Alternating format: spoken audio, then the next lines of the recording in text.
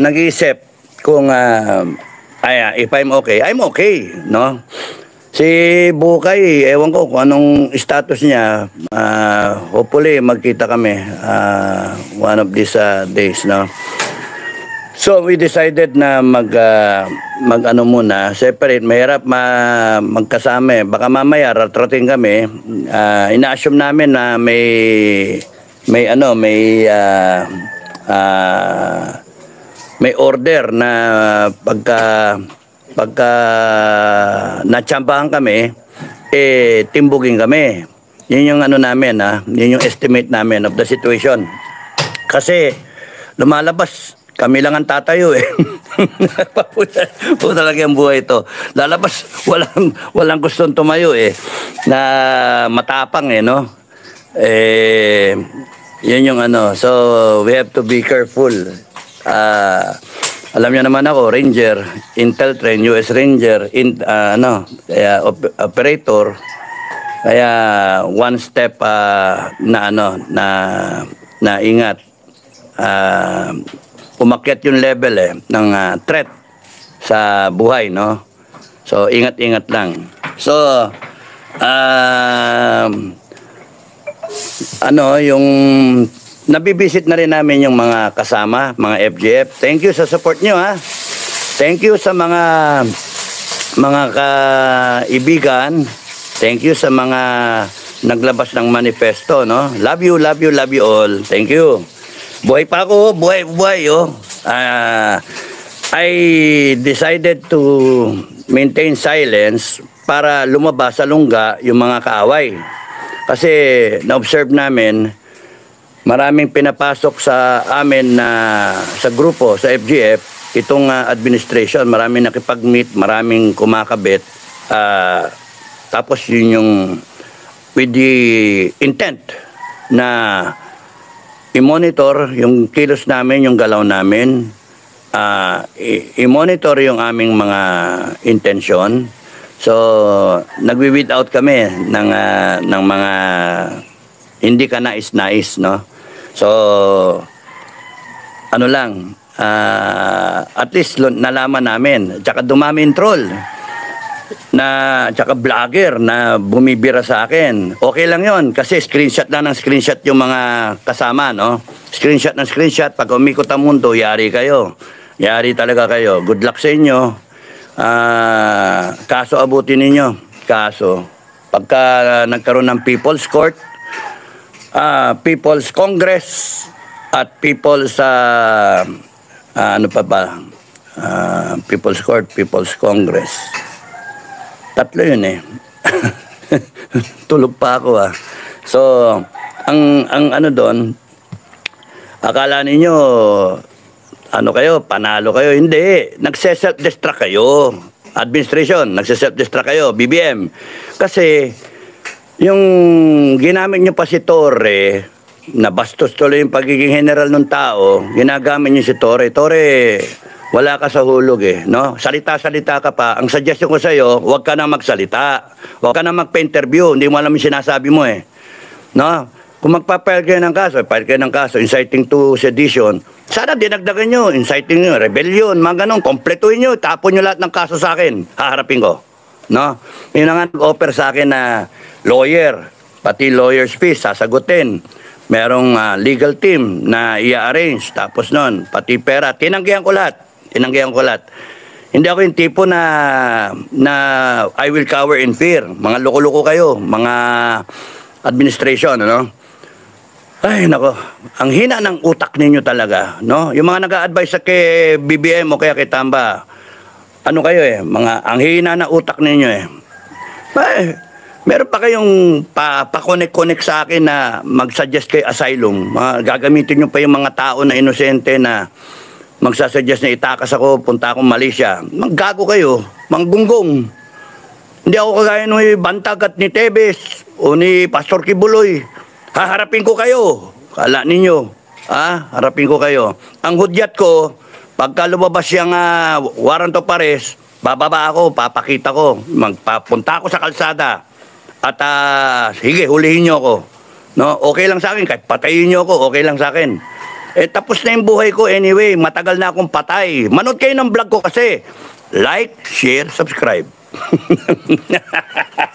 Not kayo ng vlog ko.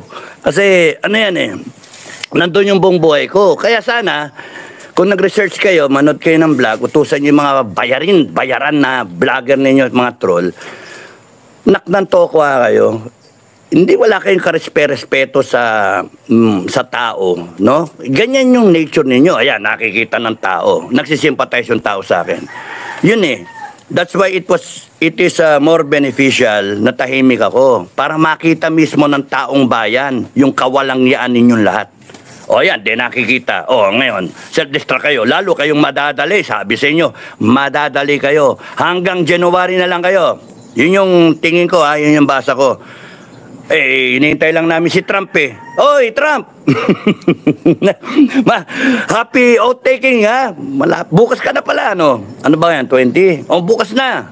21 sa atin, 20. Welcome to the presidency. We support you. FJF supports the presidency of Trump. Pero itong isang presidente, wala na, delikado ka na, laglag ka na, down you go, no?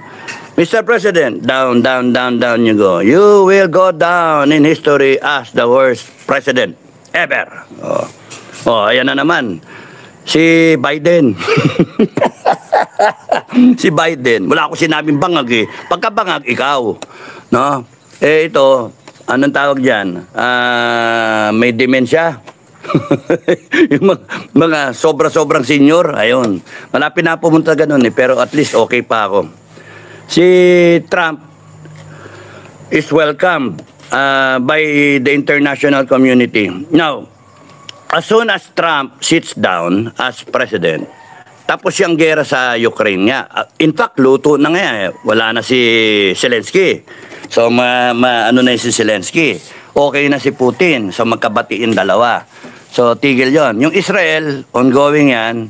Aayusin din yan. Pero marunong si Trump eh. Aayusin niya itong China. Yung area dito sa atin, sa Pacific. So, para makipag-usap ang China, ang tingin ko, opinion ko lang, gusto nyo inciting to, to create his own foreign policy.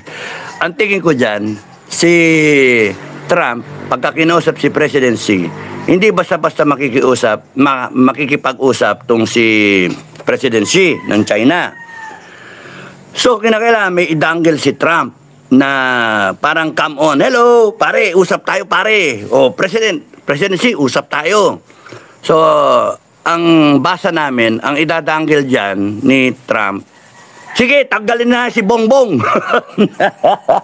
Good luck BBM, good luck. No? Kasi pagka nakaupo yan, yari ka BBM. Hindi ako yung kalaban mo, ang kalaban mo yung President ng United States na ang kalaban mo. Galit sa bangag. Galit sa bangag. Ayaw niya ng nagdodroga. In fact, ang i-adapt ni Trump na sa drug war ay yung